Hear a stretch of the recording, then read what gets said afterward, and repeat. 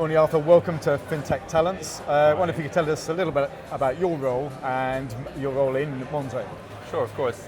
I'm the technical lead for card payment disputes at Monzo. So we deal a lot with either fraud or goods and services chargebacks. So for example, if you order something from Amazon, it never arrives. I handle the system that disputes that payment back with the merchant, where both the merchant and ourselves show proof on both ends. And we also deal with fraud disputes, so we try to reduce as much fraud as possible via many means of detecting fraud from data, from trends that we have, and also strong customer authentication to make sure that customers are indeed the ones making that payment. I tend to focus quite a lot, at least throughout my career, I focus a lot on strong customer authentication, and that's mainly why I'm here, to take part on a panel on that topic. Okay, interesting. And with that experience and looking forward now, what are you seeing perhaps from the event and your recent conversations about disruption or new trends in the industry? I think the UK definitely has a lot of room for disruption here, and we are very much at the forefront. I'm quite interested in open banking, although it's not something I work closely with, but a lot of the team at Monzo does. And not just open banking, but open finance. I mean, I have a mortgage on an incumbent bank, right. And it sort of surprises me that the little data that these providers actually share with themselves and how long the process is. Mm-hmm. And if we have something like open finance, especially if we make it globally available, where you own your data and like mortgage advisors or the mortgage providers or even your bank itself can make better suggestions for your financial life, can understand better who you are as a customer, your risk appetite, sharing that data across other financial institutions. I guess I don't like to see a world where everyone just keeps it to themselves and makes it harder for you to really make a product that's good for your customer when you have to start from scratch whenever they sign up again. So open banking is what I'm definitely interested in. And via that, if you really start sharing data, we can improve payments experience, for example, right? So I mentioned strong customer authentication, where we're not sure if you are the customer making that payment.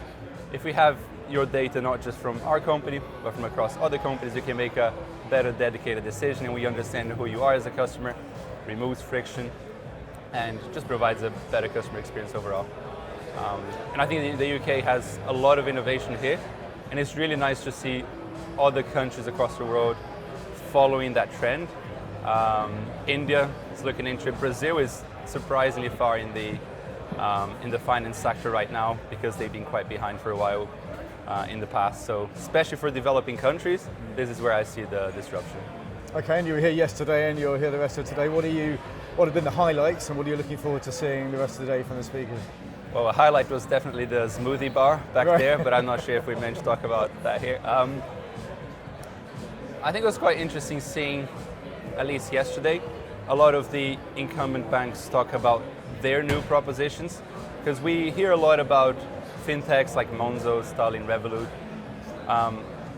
and there's a lot of light on them, but to me it's, especially working in that sector, it's interesting seeing how bigger banks are trying to approach that problem, which sometimes is, instead of trying to rework what they have, they build up a brand new company within themselves. Right. That works independently with a completely different culture, completely different tech stack, and they say, let's build a bank from scratch, but with the backing of all of the funds and all of the expertise of the bigger financial institutions. Is there any examples you can give of that? Yeah, so yesterday we had TSB talking about their project, and I can't quite remember the name of the separate institution, but it just really shows that incumbent banks are suffering from this digital revolution, and it also shows that in today's day and age, it's easier to build a bank from scratch than it is to move the Titanic of a massive legacy system. Sure. But it's not just a technology, right? You have to change how your customers perceive it, how you educate your customers, because if you have someone who's been going into a branch and very used to talking to a person all the time and getting their statement over the mail, if you're the bank that provides that and now you're switching to a digital proposition, you might lose some customers. So you have to really think of how you engage and educate those existing customers into your into your new company, into what you're building now.